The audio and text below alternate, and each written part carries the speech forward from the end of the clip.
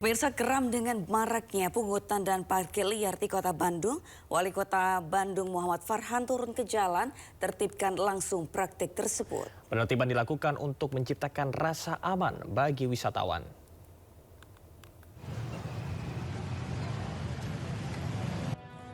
Gerah dengan laporan masyarakat terkait pungutan dan parkir liar di wilayahnya, Wali Kota Bandung Muhammad Farhan langsung mengambil tindakan. Bersama aparat terkait, Farhan turun ke jalan menertibkan praktik pungli dan parkir liar yang dikeluhkan warga itu. Saat penertiban, Wali Kota Farhan menemukan ratusan kendaraan motor terparkir di atas trotoar. Selain itu terdapat puluhan mobil yang juga terparkir di badan jalan di depan kantor pos Asia Afrika. Seluruh kendaraan yang melanggar aturan kemudian dihalau petugas ke kantong parkir resmi yang telah disediakan. Nanti akan ada tindak pidana ringan, di mana mereka kena tindakan pidana berupa kewajiban melapor dan uang punglinya semua akan disita. Jadi berapa Pak? Dicari berapa parkir di sini Pak? Menurut kabar katanya 10 ribuan per motor. Jadi itu sudah, itu mau pungli aja 100%. Kita sikat semua. Razia pungli dan parkir liar di Kota Kembang berawal dari peristiwa yang viral di media sosial. Seorang juru parkir meminta uang secara paksa kepada pengendara mobil di kawasan Braga. Sebelumnya pengendara telah memberikan uang sebesar Rp15.000, namun juru parkir itu kembali menagih uang sebesar Rp15.000. Saat diminta karcis resmi, ia tidak bisa menunjukkan. Pengemudian takut kemudian tancap gas. Padahal Dinas Perhubungan Kota Bandung telah menegaskan jika juru parkir tidak bisa memberikan karcis, maka tarif parkir akan digratiskan. Dari Bandung, Jawa Barat, Billy Maulana, iNews melaporkan. Kasus pembunuhan tragis menimpa seorang mahasiswi perguruan tinggi swasta di Banjarmasin. Korban diduga dibunuh oleh oknum anggota polisi berpangkat Bribda dengan motif cinta segitiga.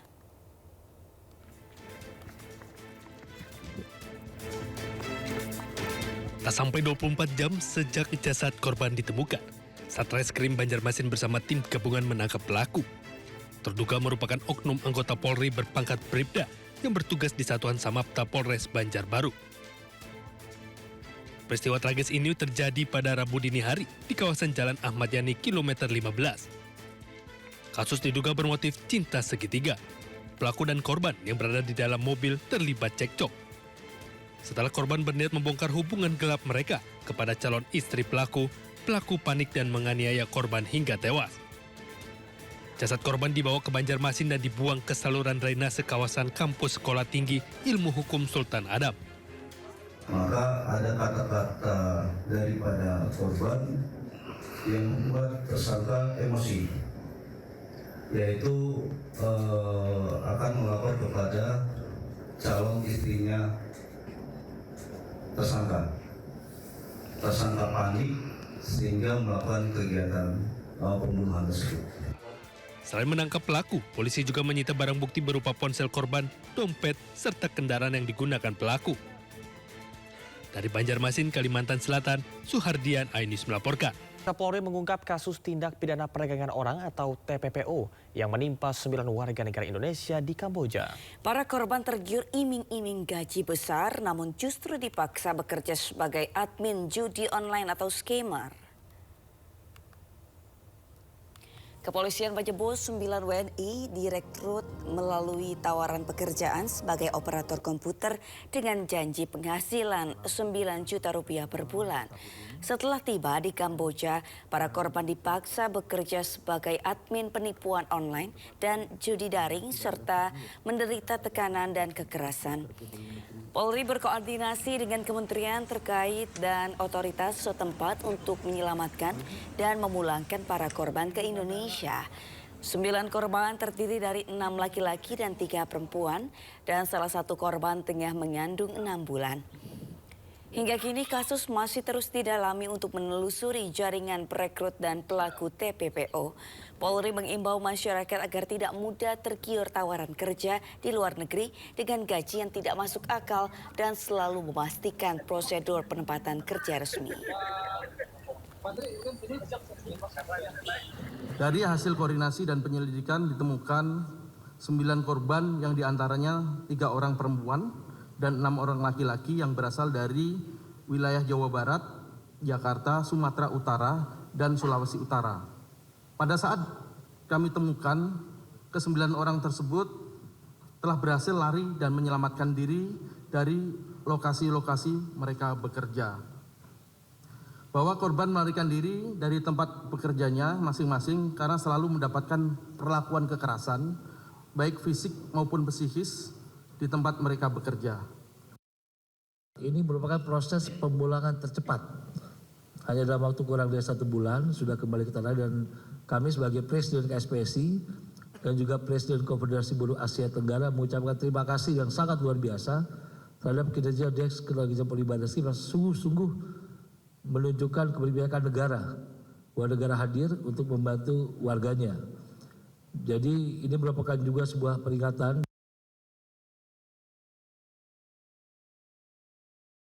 Saya ucapkan terima kasih sekali lagi, dan ini mungkin sebagai pembelajaran hikmah bagi kami ya, kepada warga masyarakat supaya tidak mudah terjebak, supaya lebih hati-hati dan tidak mudah tergiur terhadap ajakan-ajakan untuk bekerja di luar negeri yang ini tentunya menjadi masalah. Terima kasih sekali lagi. Pemirsa, pelaku teror bom 10 sekolah di Depok, Jawa Barat ditangkap polisi. Pelaku nekat beraksi karena kecewa lamarannya ditolak keluarga mantan kekasihnya.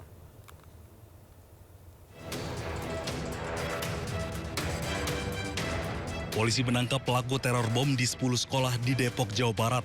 Pelaku merupakan mahasiswa jurusan Teknologi Informasi di salah satu kampus swasta di Jakarta. Dari pemeriksaan diketahui motif pelaku nekat beraksi karena sakit hati lamaran pernikahannya ditolak oleh keluarga sang mantan kekasih. Tersangka merasa kecewa karena memang yang bersangkutan sempat berpacaran, yaitu saudara H dan saudari Kamila ini sempat berpacaran di tahun 2022, kalau tidak salah, ya 2022. Kemudian sempat juga keluarga besar dari saudara H melamar tapi ditolak karena memang saudara H sering melakukan teror kepada ataupun pengancaman bukan hanya ke yang bersangkutan atau saudari kami bersangkutan, tapi sampai juga kita mendapatkan bukti bahwa menteror ke kampus tempat saudari Kamila berkuliah.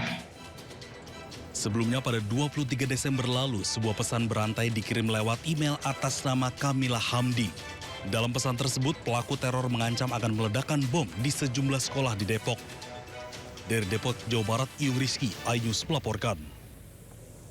Sebelumnya 10 sekolah di kota Depok menerima pesan elektronik berisi ancaman bom. Tim dari Polres Metro Depok bersama Gegana menyisir sekolah-sekolah yang menjadi sasaran pesan beruntun tersebut.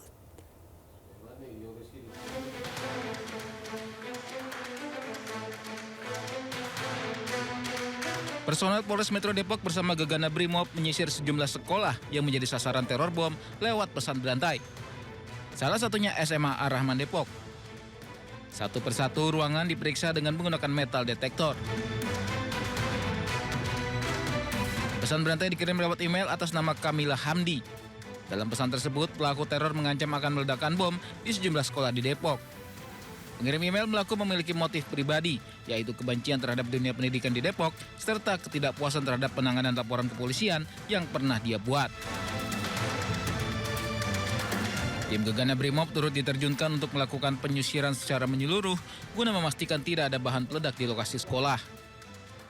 Pihak sekolah menegaskan tidak mengenal nama pengirim dan memastikan yang bersangkutan bukan merupakan alumni SMA Ar-Rahman.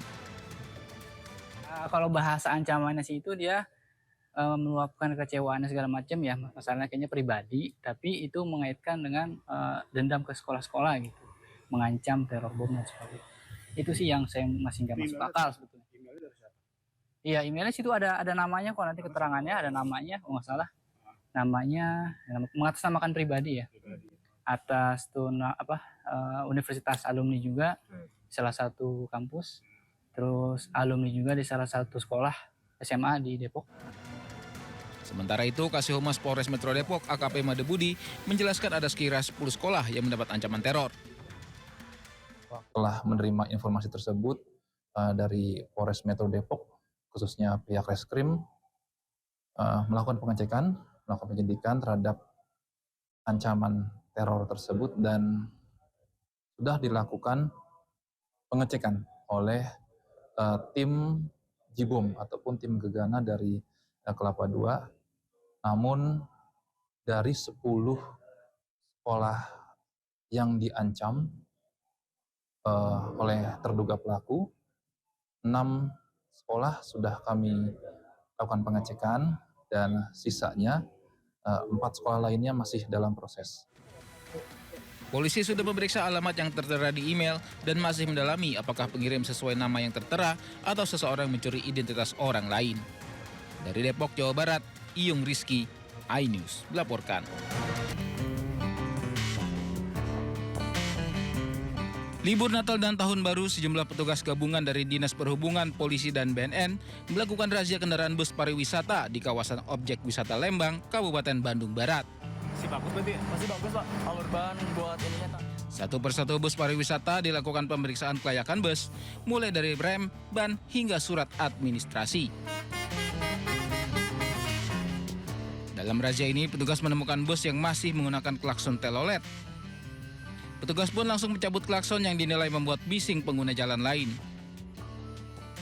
Pihak Disub Bandung Barat sendiri telah melarang pemakaian klakson telolet di kendaraan. Kita cek kaitan kendaraan, ada beberapa kendaraan yang memang menggunakan toilet, kami cabut. Kemudian berikut dengan para supirnya, sudah dites urin, hasilnya negatif. Selain pengecekan kelayakan armada bus, petugas BNN Bandung Barat juga melakukan tes urin kepada para supir bus untuk pastikan mereka bertugas dalam kondisi sehat. Selama musim libur Natal dan Tahun Baru, petugas akan terus melakukan pengecekan kelayakan bus pariwisata di objek wisata Lembang. Dari Bandung Barat, Jawa Barat, Yono Wahyu, iNews melaporkan.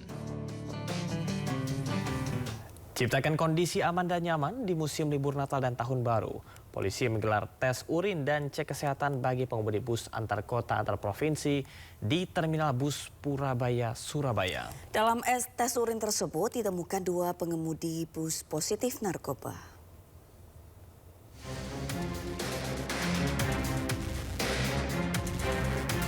Petugas gabungan Satlantas Polresta Sidoarjo, BNN Kabupaten Sidoarjo, dan Dinas Kesehatan menggelar tes urin dan cek kesehatan bagi pengemudi bus di Terminal Bus Purabaya, Surabaya, Jawa Timur. Tes kesehatan ini sebagai antisipasi terjadinya kecelakaan yang melibatkan bus antar kota selama musim libur Natal dan Tahun Baru. Sejumlah pengemudi bus antar provinsi didatangi petugas secara acak untuk kemudian dibawa ke pos pelayanan Polri untuk mengikuti tes urin dan cek kesehatan. Dari tes urin yang dilakukan acak ditemukan 2 orang pengemudi bus positif narkoba. Untuk kepentingan pemeriksaan lebih lanjut, kedua pengemudi bus yang positif narkoba menjalani pemeriksaan lebih lanjut oleh petugas BNN Sidoarjo.